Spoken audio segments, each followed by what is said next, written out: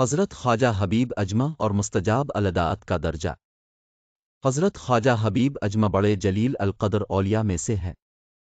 طریقت میں اب حضرت خواجہ حسن بصری رحمت اللہ علیہ کے خلیفہ تھے۔ ابتدا میں بہت دولت مند تھے لیکن سود خور تھے، ہر روز تقاضا کرنے جاتے، جب تک وصول نہ کر لیتے اسے نہ چھوڑتے۔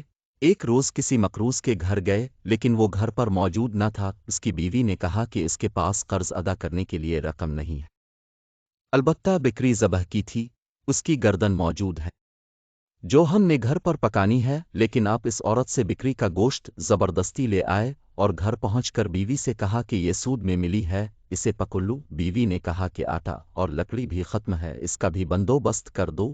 اب دوسرے قرضداروں کے پاس گئے اور یہ چیزیں بھی سود میں لے آئے۔ جب کھانا تیار ہو گیا تو کسی سوالی نے آواز دی کہ بھوکا ہوں، کچھ کھانے کو دے دو۔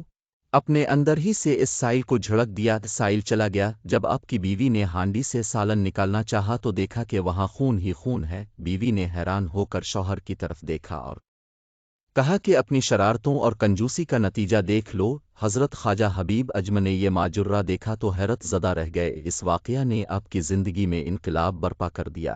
اسی وقت سابقہ بیرا روی سے توبہ کی۔ ایک روز باہر نکلے، راستہ میں بچے کھیل رہے تھے، انہوں نے خواجہ صاحب کو دیکھ کر چلانا شروع کر دیا، ہٹ جاؤ، حبیب سود خور آ رہا ہے، ہم پر اس کی گرد بھی پڑ گئی تو ہم بھی ایسے ہی ہو جائیں گے۔ یہ سنا تو تڑپ اٹھے، ندامت سے سر جھکا لیا اور کہنے لگے کہ رب، بچوں تک کو تو نے میرا حال ظاہر فرما دیا۔ خواجہ حسن بصری رحمت اللہ علیہ کی خدمت میں حاضر ہو کر توبہ کی، سب قرضداروں کا قرض معاف کر دیا، اپنا سارا مال و اسباب خدا کی راہ میں دے ڈالا، عبادت و ذکر الہی میں مصروف ہو گئے اور صائم الدہر اور قائم اللیل رہنے لگے۔ کچھ عرصہ بعد ایک دن پھر انہیں لڑکوں کے پاس سے گزر ہوا تو انہوں نے آپس میں کہا، خاموش رہو، حبیب العابد رحمت اللہ علیہ جاتے ہیں۔ یہ سن کر آپ رونے لگے اور کہا کہ اے اللہ، یہ سب تیری طرف سے ہے۔ جب اس طرح عبادت کرتے ایک مدت گزر گئی تو ایک دن بیوی نے شکایت کی کہ ضرورت کیسے پوری کی جائے۔ اپنے فرمایا کہ اچھا کام پر جاتا ہوں، مزدوری سے جو ملے گا لے آؤں گا۔ چنانچہ اب دن بھر گھر سے باہر رہ کر عبادت کرتے اور شام کو گھر واپس آ جاتے۔ بیوی انہیں خالی ہاتھ دیکھتی تو کہتی کہ یہ کیا معاملہ ہے؟ آپ رحمت اللہ علیہ فرماتے کہ میں کام کر رہا ہوں، جس کا کام کر رہا ہوں وہ بڑا سخی ہے، کہتا ہے وقت آنے پر خود ہی اجرت دے دیا کروں گا، فکر نہ کرو، لہذا مجھے اس سے مانگتے ہوئے شرم آتی ہے۔ وہ کہتا ہے ہر 10ویں روز مزدوری دیا کروں گا۔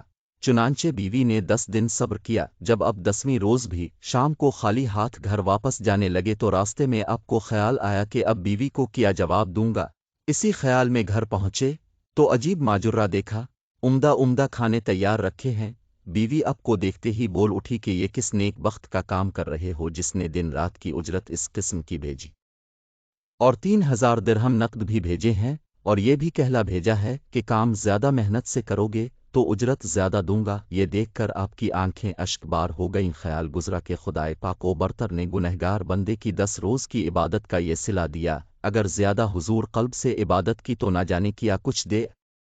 یہ خیال آتے ہی خلائق دنیا سے بالکل الگ ہی عبادتیں اور ریاضتیں شروع کر دیں کہ اسرار علاؤ بے نقاب ہو گئے، عنایت الہی کا نزول شروع ہو گیا اور حضرت خواجہ حبیب اجمہ کو مستجاب الدعات کا درجہ مل گیا۔ حاصل حقیقت ہے کہ اللہ تعالیٰ کسی کی محنت کو رائیگاں نہیں جاتے دیتے، بے شک جو جتنی محنت کرے گا اسی قدر وہ صلہ بھی پائے گا۔ اس واقعہ سے ہمیں یہ سبق ملتا ہے کہ جب گناہوں سے سچی توبہ کر کے واپس لوٹیں گے تو اللہ تعالیٰ ضرور ہمیں معافی عطا فرمائیں گے، اس لیے مایوس نہیں ہونا چاہیے بلکہ سچی توبہ کر لینی چاہیے۔ آج ہمارے معاشرے میں سودی کاروبار اور سودی لین دین اتنا عام ہو گیا ہے کہ اس برائی کو برائی نہیں سمجھا جاتا جسے خدا اور اس کے حبیب نے حرام قرار دیا ہے۔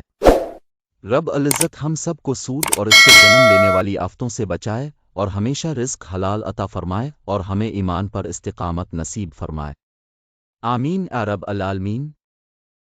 اگر آپ کو یہ ویڈیو اچھی لگی اور مزید اسی ویڈیوز دیکھنا چاہتی ہیں تو چینل کو لائک اور سبسکرائب کر دیں۔